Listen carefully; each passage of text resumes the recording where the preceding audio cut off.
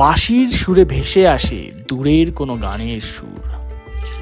এক অব্যক্ত স্নিগ্ধতা পাহাড়ের চূড়ায় ছড়িয়ে পড়েছে, যেন প্রতিটি হাওয়ার সঙ্গে হারিয়ে যাওয়া গানের একটুকু অংশ।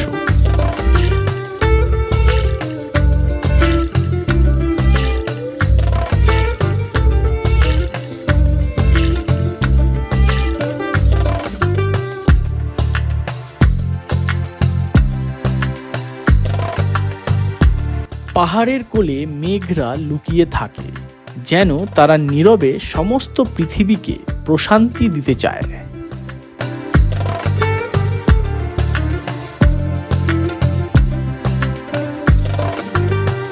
ফ্রেন্ডস, আজকে হচ্ছে 17th অফ নভেম্বর 2024 আর এখন ঘড়িতে বাজে হচ্ছে 1:30।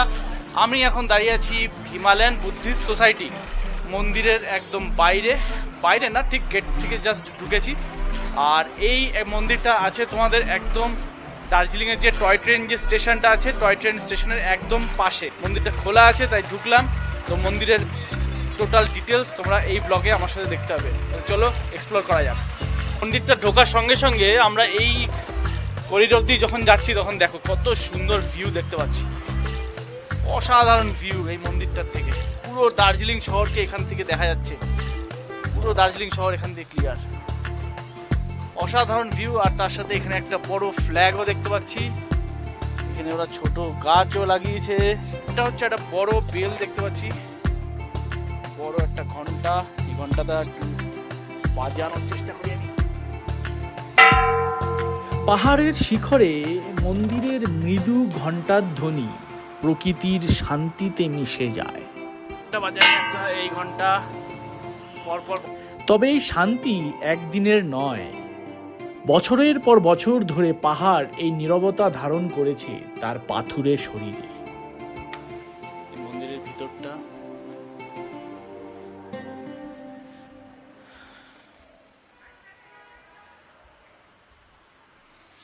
এই ভিতরে গৌতম বুদ্ধর রাখা আছে মূর্তি। কত সুন্দর এইটা। এটা আমি আসিনি, দেখো অনেক কিছু আছে এখানে। দালাই লামার ফটো আছে, গৌতম বুদ্ধের মূর্তি আছে, তার সাথে সাথে বুদ্ধিস্ট কালচারের ট্রেডিশনে যা যা পুজো আইটেম লাগে সেগুলোও রয়েছে। মন্দিরটা অপূর্ব মন্দির।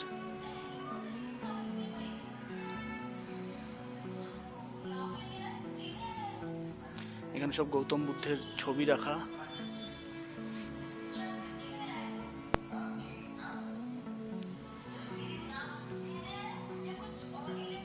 অপূর্ব মন্দির। এখানে সম্রাট অশোকের ছবিও দেখতে পাচ্ছি। Himalayan Buddhist society.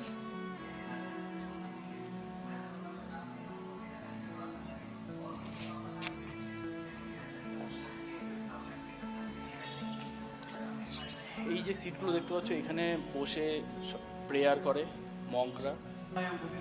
হ্যাঁ হ্যাঁ,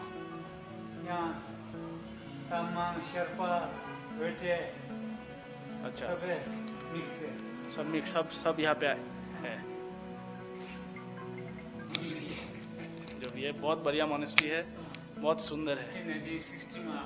1960 में बना है ये। अच्छा 1960 में बना है। ना কত সুন্দর এই মনেস্ট্রিটা। একদম দার্জিলিং হিমালয়ান রেলওয়ের যে স্টেশন, সেই স্টেশনের পাশেই আছে মনেস্ট্রিটা। অবশ্যই তোমরা দার্জিলিংয়ে আসলে এই মনেস্ট্রিটা ভিজিট করো, খুব ভালো লাগবে। ছোটোর মধ্যে মনেস্ট্রিটা খুব সুন্দর। এটা হচ্ছে দান পেটি, দান বক্স। অসাধারণ।